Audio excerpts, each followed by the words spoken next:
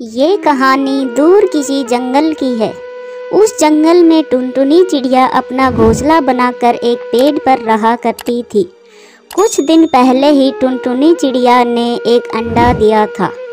आज उस अंडे से एक नन्ही चिड़िया बाहर आती है जो बहुत ही खूबसूरत थी। धन्यवाद भगवान, आज मेरा माँ बनने का सपना पूरा हो गया।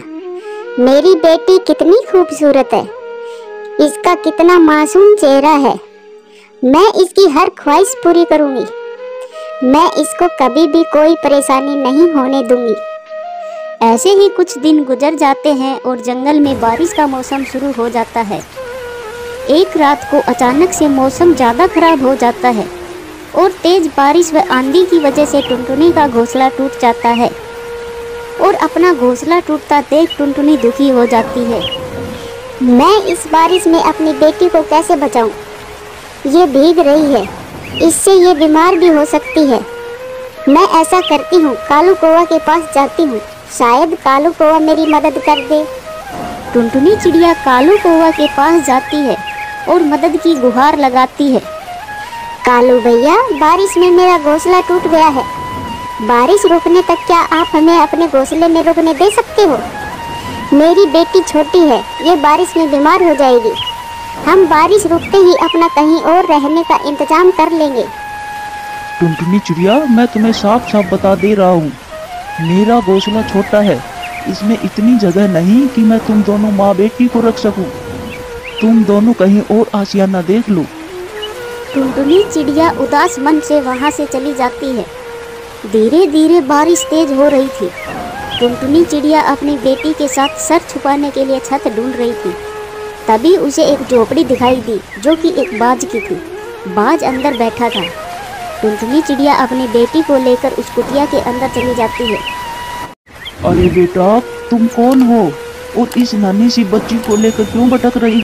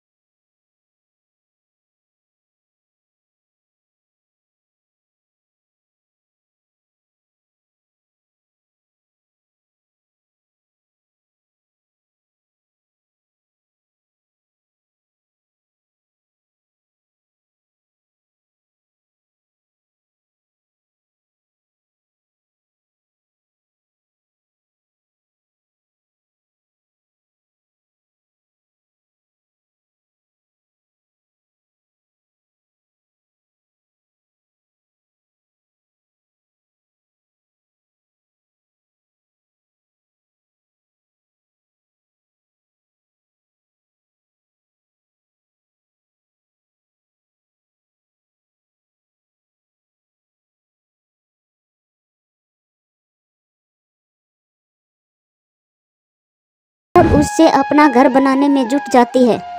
माँ, मैं भी आपके बांस का घर बनाने में मदद करूं? हाँ बेटा, तू भी मेरी मदद कर, हमारा घर जल्दी ही बन जाएगा। कालू कौवा बहुत दिनों से टुनटुनी को बांस जमा करते देख रहा था। अरे ये टुनटुनी की बच्ची तो बहुत शातिर निकली, इसने तो मुझसे भी ज्यादा मजबूत घर बनाया है। एक महीने के कठिन परिश्रम के बाद टुनटुनी का बांस का घर बनकर तैयार हो जाता है जो देखने में बहुत ही सुंदर था। टुनटुनी के घर बनाने के बाद जंगल के सारे पक्षी टुनटुनी का घर देखने आते हैं और सारे पक्षी उसे मुबारकबाद देते हैं। इसी तरह कुछ समय बीत जाता है। एक दिन बहुत जोरों से बारिश शुरू हो जाती है। आंधी तूफान से जंगल के सारे पक्षियों का घर टूट जाता है, पर टुनटुनी का घर नहीं टूटता। सारे पक्षियों ने टुनटुनी के घर में शरण ली ताकि बारिश से बच सके। तभी कालू कौवा भी वहाँ भागता भागता आया। टुनटुनी बहन, बारिश में मेरा घर टूट गया है, क्या बारिश रुकने तक मैं तुम्हारे घर में रुक सकता हूँ? हाँ हाँ कालू भैया, आप मेरे घर में रह सकते हो। इस मुसीबत में हम एक दूसरे के काम नहीं आएंगे तो फिर कौन आएगा? कालू कौवा टुनटुनी की बात सुनकर अपने किए पर बहुत शर्मिंदा होता है और टुनटुनी चिड़िया से कहता है, टुनटुनी बहन, मुझे माफ़ कर दो। मैंने उस दिन तुम्हारी मदद नहीं की। मुझे ऐसा नहीं करना चाहिए था। मैं बहुत शर्मिंदा हूँ।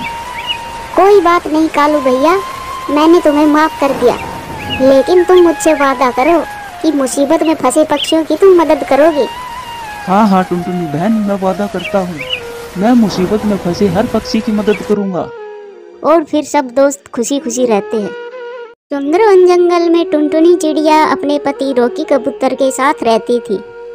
बारिश का मौसम चल रहा था। तेज बारिश होने के कारण जंगल में बाढ़ आ जाती है। सुनो टुनटुनी, हमारा यहाँ पर रहना सुरक्षित नहीं है। बाढ़ में काफी सारे पक्षी बह गए हैं और हमारे पास खाने को भी ज्यादा कुछ नहीं बचा और जंगल के सब पक्षी दूसरे जंगल में जाकर अपना घर बनाने लगे हैं। चलो टुनटुनी, अब हम भी दूसरे जंगल में जाकर अपना घर बनाते हैं। इतना कहकर दोनों पति पत्नी दूसरे जंगल में चले जाते हैं। वहां पर जाकर देखते हैं कि सभी हरे भरे पेड़ों पर घर बने हुए हैं। अरे रॉकी जी, यहाँ पर तो एक भी पेड़ खाली नहीं है। सभी पक्षियों ने अपने अपने घर बना लिए हैं। अब हम घर कहाँ बनाएंगे? अब क्या होगा हमारा? अरे टुनटुनी, वो देखो, मुझे एक पेड़ खाली दिख रहा है। हम वहाँ अपना घर बनाएंगे। चलो टुनटुनी, नहीं तो उस पेड़ पर भी कोई घर बना लेगा। जल्दी चलो। फिर रॉकी और टुनटुनी उस पेड़ के पास चले जाते हैं। उन्होंने देखा कि वहाँ एक सूखा हुआ पेड़ है और वहीं उस सूखे पेड़ के पास एक आम का फलदार पेड़ है। उस आम के पेड़ पर कालू कौवा और गोरी कौवी ने पहले से ही घर बना रखा है। अरे रॉकी जी, इस आम के पेड़ पर तो कालू कौवा ने पहले ही घर बना रखा है और ये दूसरा पेड़ तो सूखा पड़ा है। इस पर तो एक भी पत्ते नहीं है। अब हम क्या करेंगे और अपना घर कहाँ बनाएंगे? हम पूरा जंगल देख चुके हैं टुनटुनी। इस सूखे पेड़ के अलावा कोई भी खाली पेड़ नहीं बचा। अब हमें मजबूरन इसी सूखे पेड़ पर अपना घर बनाना पड़ेगा। फिर रॉकी और टुनटुनी दोनों मिलकर उस सूखे पेड़ पर ही अपना घर बनाने लगते हैं और दूसरी तरफ कालू कौवा और गोरी कौवी दोनों उन पर हंसने लगते हैं। रॉकी भाई, ये पेड़ किसी काम का नहीं है, इसलिए हमने पहले आकर इस आम के पेड़ को चुन लिया और यहाँ अपना घर बना लिया। और यहाँ पर खाने पीने की कोई भी दिक्कत नहीं है। देखो मेरे पेड़ पर कितने रसीले आम लगे हुए हैं। हाँ हाँ कालू जी, इस सूखे पेड़ पर फलों को तो छोड़ो, छाया के लिए पत्ते नहीं है। कालू कौवा, तुम दोनों कुछ ज्यादा ही बोल रहे हो। अगर हम इस सूखे पेड़ की अच्छे से देखभाल करेंगे तो इस पर भी फल लग जाएंगे। रॉकी जी, आप इनसे बहस मत करो, हमारे पास भोजन भी नहीं है। चलो भोजन का इंतजाम करते हैं। इतना बोलकर टुनटुनी व रॉकी भोजन की तलाश में निकल जाते हैं। गोरी, हमें इन दोनों की तरह भोजन के लिए नहीं तरसना पड़ेगा और अपना दिन अच्छे से खा पी कर अच्छे से बिता पाएंगे। ये सब बातें कर कर कालू कौवा और गोरी कौवी दोनों घूमने चले जाते हैं। और इधर आम का पेड़ बहुत घमंडी था। वो हमेशा ही सूखे पेड़ का मजाक उड़ाता था। देखो सूखे पेड़, मेरे ऊपर कितने सुंदर सुंदर आम लगे हुए हैं और मेरे ऊपर पक्षी खुशी से रहते हैं और मेरी कितनी तारीफ करते हैं, और तुम किसी को क्या दोगे? तुम्हारे ऊपर तो एक भी पत्ता नहीं है। फल की तो दूर की बात है, तुम्हारे पास तो सिर्फ सूखी लकड़ी है और कुछ दिनों बाद ये सूखी लकड़ी भी चली जाएगी। फिर तो तुम्हारा अस्तित्व ही खत्म हो जाएगा। मेरी अच्छे से किसी ने देखभाल नहीं की, इसलिए मैं सूख गया हूँ। मेरी जड़ों में कोई पानी नहीं डालता और तुम मेरा मजाक उड़ा रहे हो। देखो आम के पेड़, घमंड करना बुरी बात है। घमंड से हमेशा बुरा ही होता है। और देखना, एक दिन मेरे ऊपर भी फल लगेंगे। चिड़िया ने कहा है कि वो मेरी जड़ों में रोज पानी देगी। तुम देखना, मैं भी हरा भरा हो जाऊंगा। मुझ जैसे हरे भरे पेड़ को छोड़कर तुम पर कोई भी पानी नहीं डालेगा। तुम ये उम्मीद करना छोड़ दो सूखे पेड़। इसी तरह से आम का पेड़ उस सूखे पेड़ का मजाक उड़ाता रहता है और वो सूखा पेड़ उदास होकर ये सब सुनता रहता है। एक दिन टुनटुनी पेड़ को उदास देखकर बोलती है, तुम चिंता मत करो पेड़, मैं तुम्हें रोज पानी दूंगी। देखना, तुम जल्दी ही हरे भरे हो जाओगे। उसके बाद रोज टुनटुनी उस पेड़ की अच्छे से देखभाल करने लगी। फिर कुछ दिनों बाद धीरे धीरे उस पेड़ पर भी पत्ते आने लगे। यह देखकर आम का पेड़ भी चौंक जाता है, क्योंकि सूखे पेड़ पर पत्ते आने शुरू हो गए थे। यह सब देखकर आम का पेड़ एक दिन कालू कौवा से बोलता है, अरे कालू कौवा, देखो वो टुनटुनी रोज उस सूखे पेड़ को पानी डालती है और वो धीरे धीरे हरा भरा हो रहा है, और तुम मेरे रोज फल खाते हो और मुझे कभी भी पानी नहीं डालते। इस तरह तो मैं भी धीरे धीरे सूख जाऊंगा और फिर मेरे ऊपर फल भी नहीं लगेंगे। क्या बोला आम के पेड़? अब तुम हमारे ऊपर हुक्म चलाओगे? हमने तुम्हारे ऊपर अपना बसेरा बनाया है, वो ही तुम्हारे लिए किस्मत की बात है। और तुम पानी डालने की बात कर रहे हो? मैं कोई पानी नहीं डालूंगा। कालू कौवा के डांटने के बाद आम का पेड़ कुछ नहीं बोलता और धीरे धीरे वो आम का पेड़ सूख जाता है। और दूसरी तरफ टुनटुनी उस सूखे पेड़ की अच्छे से देखभाल करने की वजह से हरा भरा हो जाता है और उस पर लाल लाल अनार लग जाते हैं। अनार का पेड़ उस सूखे आम के पेड़ से कहता है, देखा आम का पेड़, तुम्हें अपने आप पर घमंड था ना? आज तुम्हारे पेड़ पर एक भी पत्ते नहीं है, तुम सूख चुके हो और मैं फलों से भर गया हूँ। मैंने तुमसे कहा था ना, घमंड करना अच्छा नहीं है, लेकिन तुमने मेरी बात नहीं सुनी। हाँ हाँ अनार के पेड़, तुम सही कह रहे हो। आज मैं मेरे घमंड की वजह से पूरा सूख चुका हूँ और तुम्हारे ऊपर अच्छे अच्छे फल लगे हैं। हमें घमंड नहीं करना चाहिए, ये बात मैं अच्छे से समझ गया। और इधर रॉकी व टुनटुनी अपने घर में मजे से अनार खाते और अच्छे से रहते। और दूसरी तरफ कालू कौवा के घर में बहुत गर्मी थी क्योंकि उनका पेट बिल्कुल सूख चुका था। फिर कालू कौवा व गोरी कौवी टुनटुनी के घर जाते हैं।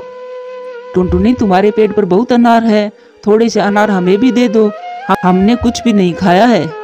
नहीं, मैं तुम्हें कुछ नहीं दूंगी क्योंकि तुमने मेरे अनार के पेड़ का बहुत मजाक उड़ाया था और मेरे फल मांगने पर तुमने मना कर दिया था। फिर कालू कौवा व गोरी कौवी अपने किए पर बहुत पछताते हैं। वो समझ जाते हैं कि जो जैसा करेगा वो वैसा ही भरेगा। प्यारे दोस्तों, वीडियो अच्छी लगे तो लाइक करें, शेयर करें, कमेंट्स करें और हाँ, चैनल को सब्सक्राइब करें।